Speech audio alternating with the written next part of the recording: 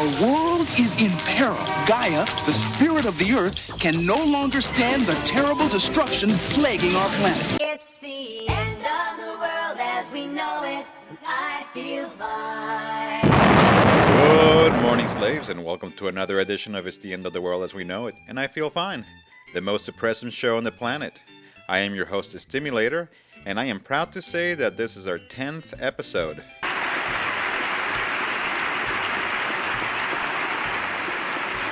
Settle down. Settle the fuck down, assholes. I am happy to announce that Australian radio station 4ZZZ in Brisbane has started carrying the show. So from now on, I have to make sure that this show translates well into radio. To welcome our new friends, here's some happy news from the land down under.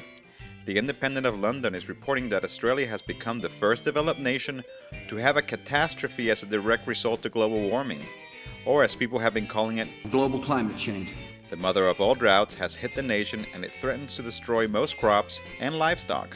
Ironically, global warming is partly caused by carbon emissions from the burning of gasoline by the Australian Army's trucks used in the war for Iraq's oil. Here's Bush lackey and Australians' main motherfucker in charge, John Howard. We should all pray for rain because the situation for the farmers of Australia in the irrigation area of this country, in the Murray-Darling Basin, is critical, and we must all hope and pray there is rain. A good practice in any catastrophe is to start your own food bank. Simply buy a can of food every week until you have a 2-week supply. This week I bought a 15-ouncer of Roki's garden vegetable soup. This one is 99% fat-free and kosher. Also in food news, some scientists are suggesting that cell phones could also be responsible for massive food shortages. It appears that radiation by electronic devices interferes with honeybees' navigational system, thus fucking up their pollinational routes, thus plants failing to reproduce, and so forth and so on. American West Coast beekeepers report a 60% decline in bee populations, and East Coast beekeepers report a 70% decline. In short, no bees, no food, so hang up that Nokia, motherfucker.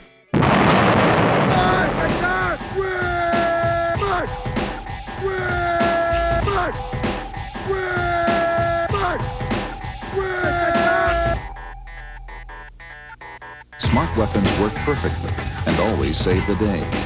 The idea is to let smart weapons do the job and do it more efficiently, decreasing the risk. Soldiers and pilots don't have to get right on top of their targets to destroy them. Not surprisingly, the development of smart missiles has revolutionized military strategy. The U.S. has more than 50 varieties of robotic missiles, bombs, and torpedoes. Robotic weaponry is designed to replace human brains with electronic ones.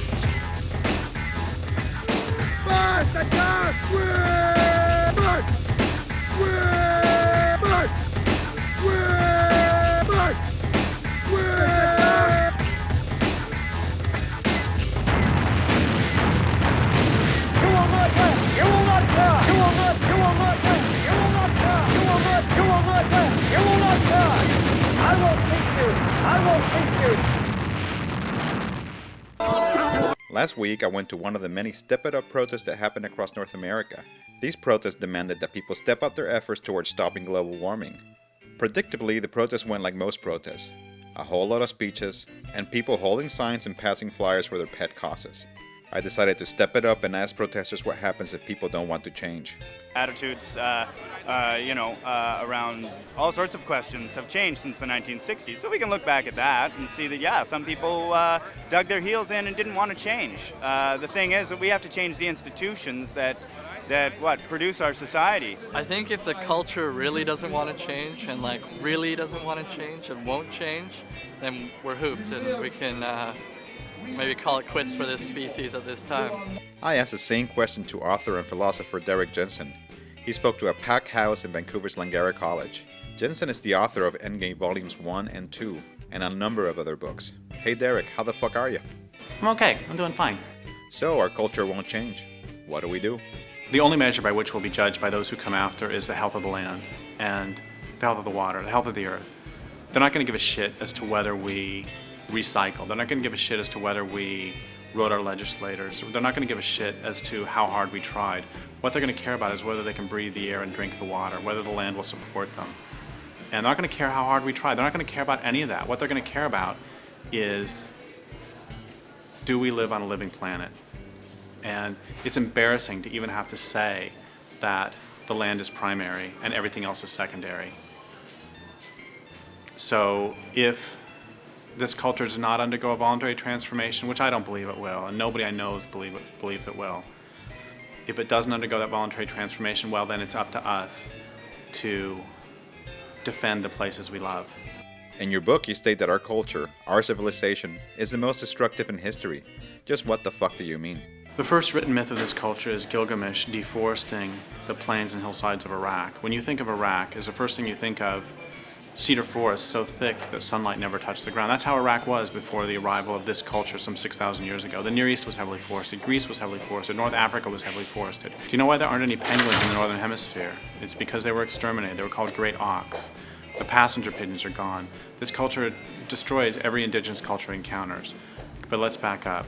When I talk about civilization, what I mean is a way of life characterized by the growth of cities. And that's defensible both linguistically and historically. And that's nice, Derek, but what's a city? A city I've defined as a collection of people living in numbers large enough to require the importation of resources.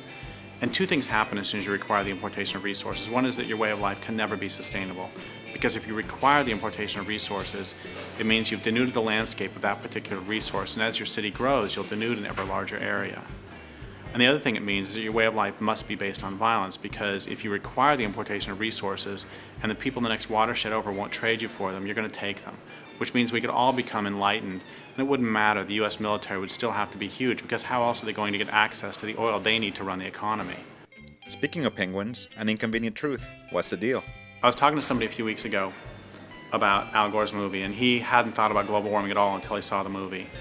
And I agree that his movie can form a fine introduction to people who haven't thought about it at all. I don't have a problem with the movie on that level. I do have a problem if it presents itself as being anything more than the barest, briefest, tiniest introduction. If it presents itself as having solutions, I have big problems with it. For one thing, if everybody in the United States did everything that Al Gore said suggested in that movie, then that would reduce emissions by about 21%.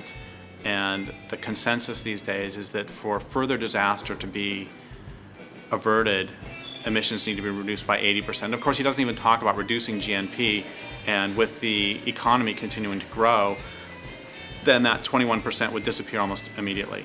Another thing Al Gore doesn't talk about is corporate power. It's all about what individual people can do. It has nothing to do with the fact that ExxonMobil all by itself accounts for 5% of all carbon emissions. It doesn't talk about the fact that the U.S. military uses 50% of the oil used in the United States. And those are really important things for him to somehow forget. And that wraps up another edition of It's the End of the World as We Know It, and I Feel Fine.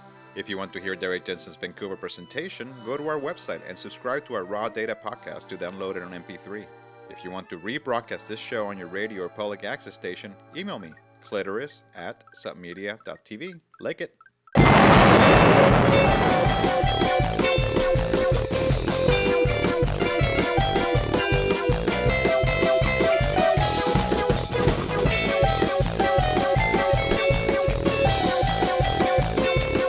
Ha ha ha ha ha!